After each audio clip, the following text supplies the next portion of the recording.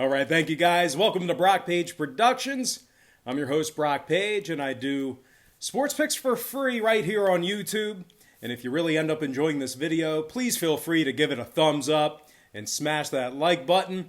I'd be eternally grateful if you did that for me. And if you haven't already joined the Brock Page Nation, please feel free to do that right now by hitting that subscribe button. Now we're going to, slide into our first game. It's not on our big screen behind us, but it is going to be Eastern Kentucky taking on Morehead State, and that's going to be a 6 p.m. Eastern tip-off. Now, the Eastern Kentucky Colonels are the 5.5-point favorite. Total's 145 and a hook. Now, we're 5-2 in our last 7 college basketball tier package picks on patreon.com/BrockPage. We're also hitting at 64% in our last 11 extra daily picks on that site as well. We currently have over 775 members signed up and active on that site. And if you want to join those folks and get in on the action, link for that site is in the description section below. And once again, that's patreon.com/BrockPage. Now, the Colonels of Eastern Kentucky, they're on a 3-game winning streak right now. They're also 4-1 against the spread overall for the season. The Colonels are scoring 81 points a game, and they find themselves 5-1 straight up overall for the year. Trey King leads the team with 16 points a night, 9 rebounds, and 3 steals a game for the junior. Michael Moreno is also scoring a dozen a game along with 6 boards and a couple assists for the sophomore. And of course, can't forget about freshman guard Wendell Green Jr., who's scoring 11 a game along with 3 rebounds and 5 assists. Now they're taking on a Morehead team who's just 3-4 straight up overall for the season, and they score just 64 points a game. Morehead's leading scorer, Johnny Broome, is literally shooting just 45% from the stripe and has yet to attempt a three-pointer. Broome is connected on just 10 of 22 from the foul line. Now, Morehead's second leading scorer, Devon Cooper, is shooting just 39% from the field himself, so certainly not some good statistics for these Morehead leaders here.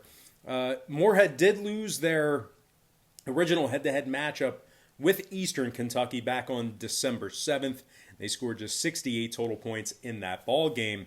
Now, total-wise, Morehead's 4-1 to the under in their last 5 qualifying ball games.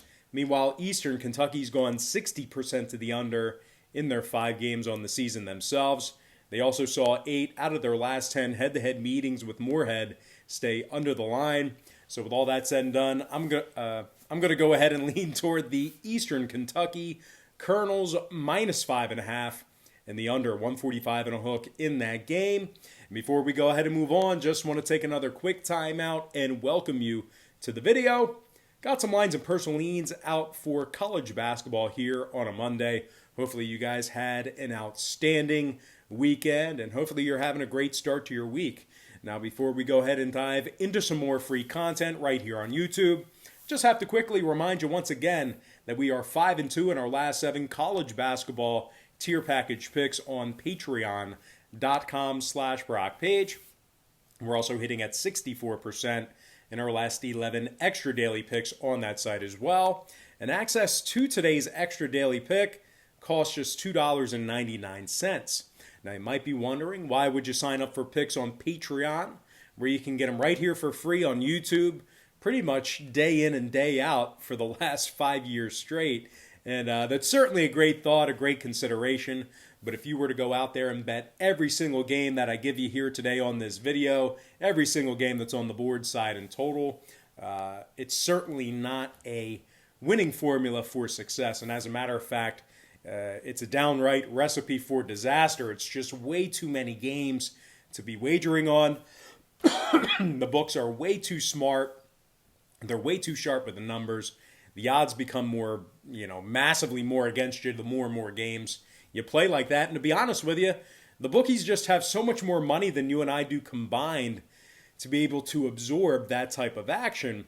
So what I do on Patreon is I break it down and focus in on just 3 to 4 premium selections per day.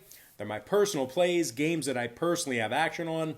And I'll tell you this much, I'm having a lot more success betting on games that way, in small sample sizes versus wagering on every single game on the board side and total, like I do with my breakdowns here on YouTube. And once again, guys, we currently have over 775 members signed up and active on that site. There's a lot of people involved on the site, a lot of people signed up. And if you want to join those folks and get in on the action, the link for that site is in the description section below. And once again, that's patreon.com/BrockPage. And guys, one final thing, really important. If you end up really enjoying this video, please do me a favor and just give it a thumbs up. That would once again mean so much to me if you went ahead and smashed that like button.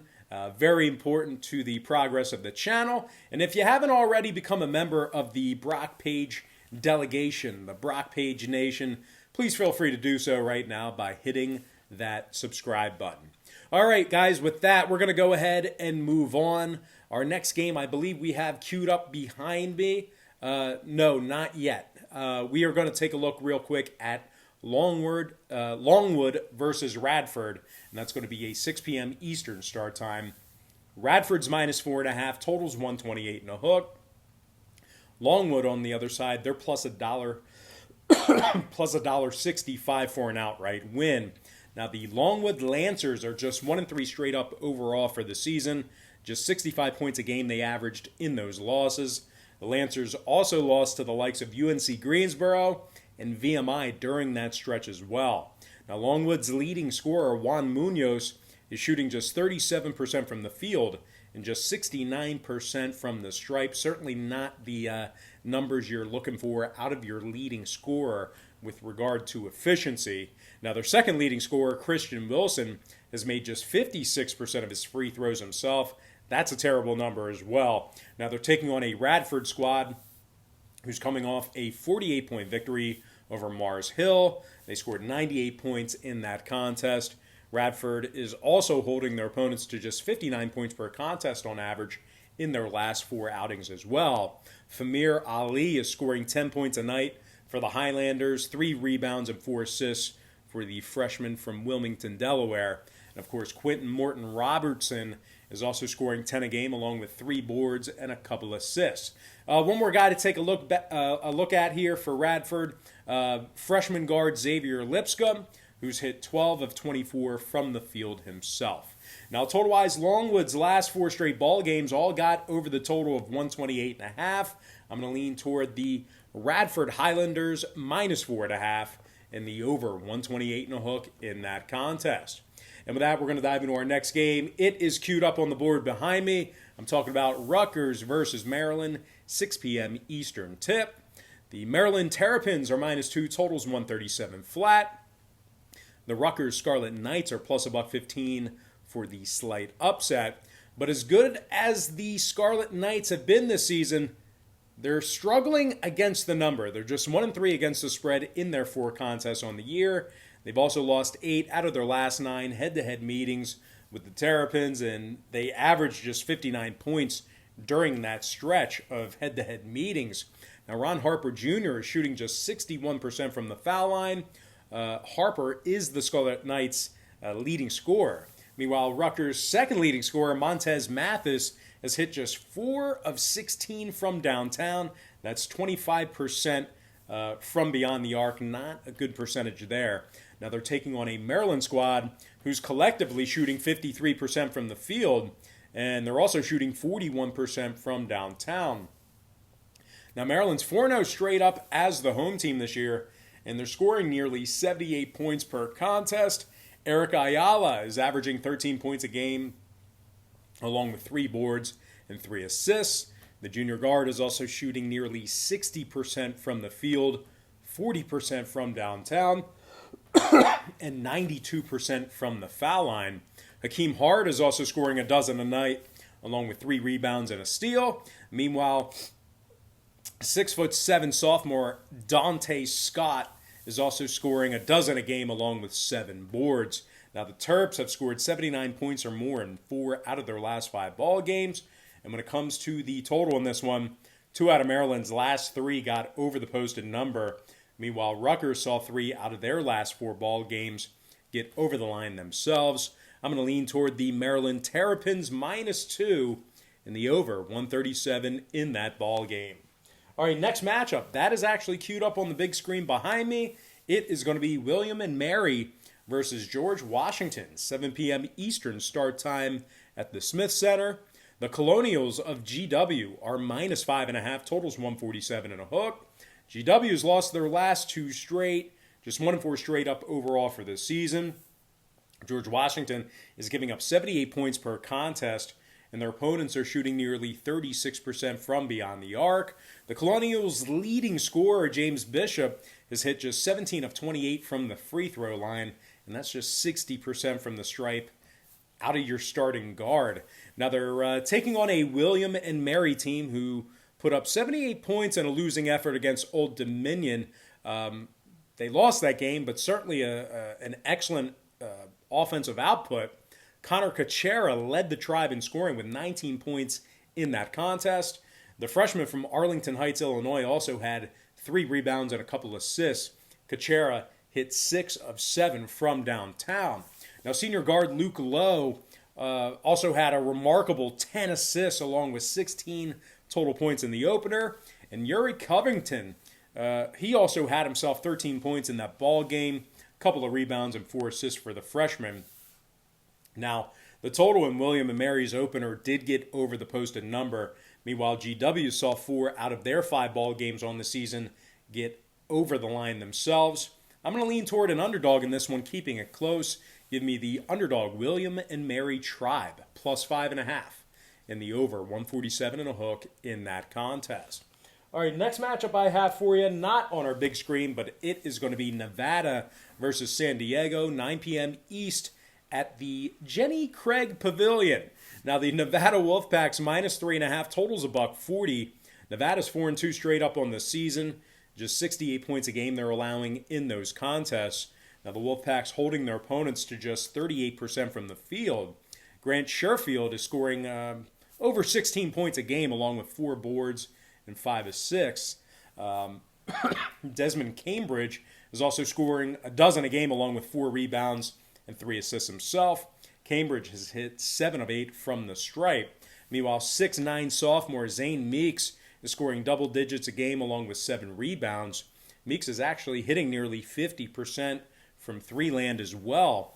Now they're taking on a San Diego Toreros team who got decimated by UCLA in the opener by nearly 30 points. The Toreros scored just 56 total points in that ball game. Now, the total also went over in that contest for San Diego. Meanwhile, the Wolfpack on the other side is 2-0 to the over in their last couple of qualifying basketball games. I'm going to lean toward the Nevada Wolfpack minus 3.5 in the over, 140 in that outing. Next contest should be a good one. I'm talking about Marquette versus Creighton, 9 p.m. East.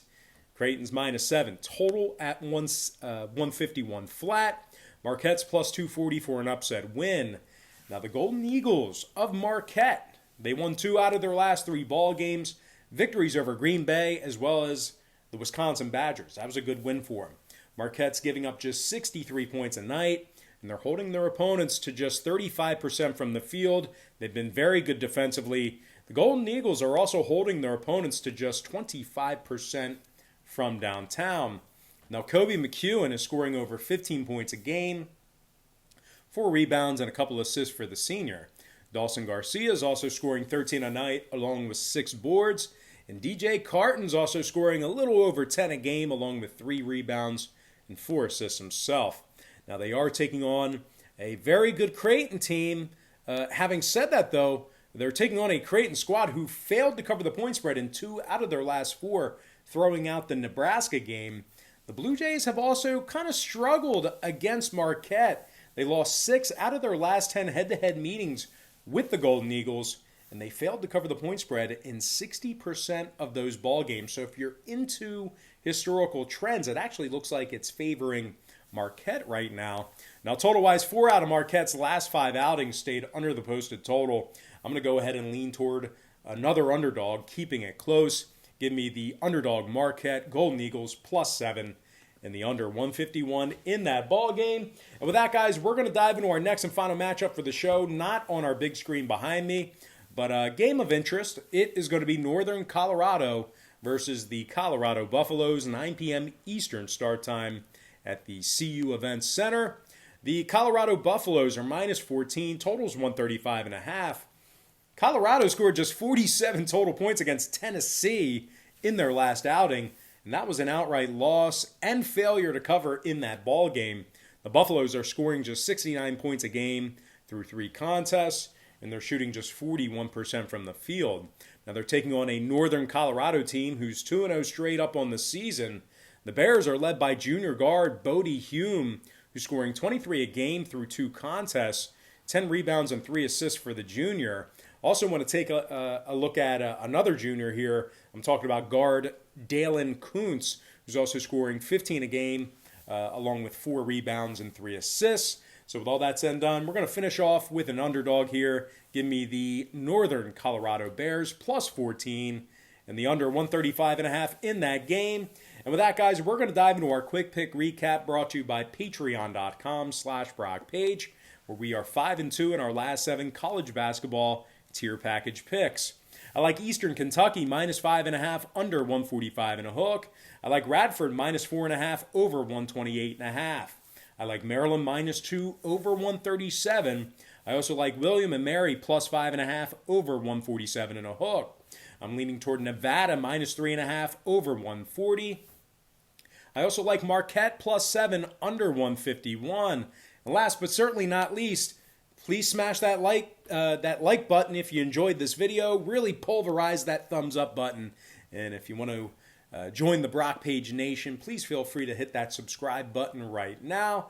And with my last pick, I like the Northern Colorado Bears plus 14 and the under 135.5 in that contest. And with that, we're going to dive into some shout-outs. And from our YouTube platform, shout out to Bonafide One, Armando Garcia, Calico Jones, Jerry Vargas, Gerardo Aldo Garcia Hernandez. Shout out to Benny Pena, Pokey Lewis, Andrew Vasquez, Trevino Sloan. And last but certainly not least, got to give a shout out to my good friend, Brian Willis. All right, guys, that's going to do it for me. Don't forget to check me out on Patreon. Once again, guys, if you decide to get a package here today, just keep in mind, we'll bill you the day you sign up and then the first of every month following that. But most importantly, guys, got to thank you for joining me right here on YouTube. Really hope you enjoyed all this great free content, all this great free information. And with that said, happy Monday to you. Best of luck to you. And I look forward to seeing you later on today on my website at patreon.com/BrockPage.